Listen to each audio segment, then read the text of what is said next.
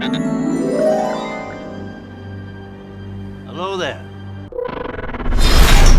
We would be honored if you would join us. In a recent poll on the Facebook page, many of you wanted me to cover this topic. A question most Star Wars fans may contemplate in respect to the original trilogy. Why Obi-Wan Kenobi waited so long to train Luke. The council made a giant issue out of Qui-Gon training Anakin at the age of 9, yet to wait for Luke to reach the age of 19.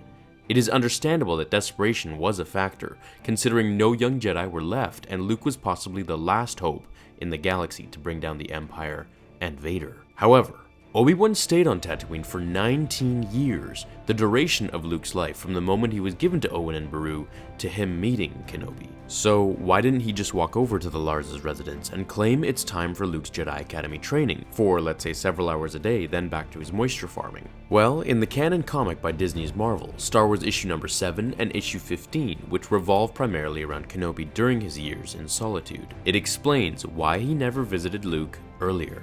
Before we get into details, essentially, Uncle Owen hated Obi-Wan Kenobi, but we'll get to that later. First, I want to examine this page here from issue 7. The page starts with Obi-Wan Kenobi seeing trouble in the city and walking away from it as to not draw attention. Here, we now see Obi-Wan atop a cliff overlooking Luke's home owned by his uncle and aunt, keeping watch on the prodigal son to make sure he remains alive. The comic then brilliantly explains how his days were filled with mundane inactivity and bird watching, essentially, voicing why he didn't visit the boy sooner. The page explains how Luke's uncle forbade Obi-Wan from training the boy. Owen's reasons were that Obi-Wan trained Luke's father, and look what had happened to him. He was gone, and so were all the Jedi.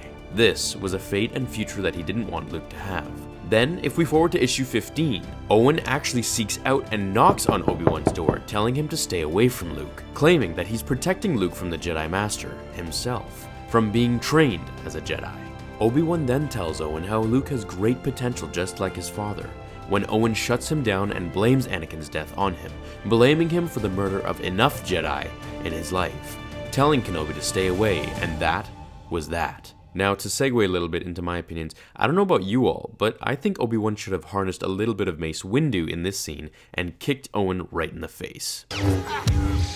I think it's so wrong that he controlled Luke the way he did, without giving him the choice to train to become a Jedi Knight, keeping him sedentary as a local moisture farmer, following in his uncle's footsteps rather than his father's, which inevitably is why Luke rebelled. Now here's some backstory to Obi-Wan during his time on Tatooine. Regardless of waiting out until Luke either ran away from home or the rebellion needed him, as we saw in Rogue One near the end, Obi-Wan, while staying in the shadows, did protect Luke from being killed or sold as a slave to the Hutts. We see now back in issue 7 that some thugs from Jabba were sent to collect a water tax from everyone when they noticed the Lars family hadn't paid theirs, threatening to make them pay for their crimes. Obi-Wan showed up and used a Jedi mind trick on the henchmen, sending them on their way. He also protected Luke late at night once when the same bandits crossed paths with the young boy, knocking him out, but not until Obi-Wan showed up to destroy them and their attack droids, only to safely deliver young Skywalker back to his home without being noticed. The comic ends with Obi-Wan igniting his lightsaber, having now reinstated his courage and Jedi mindset,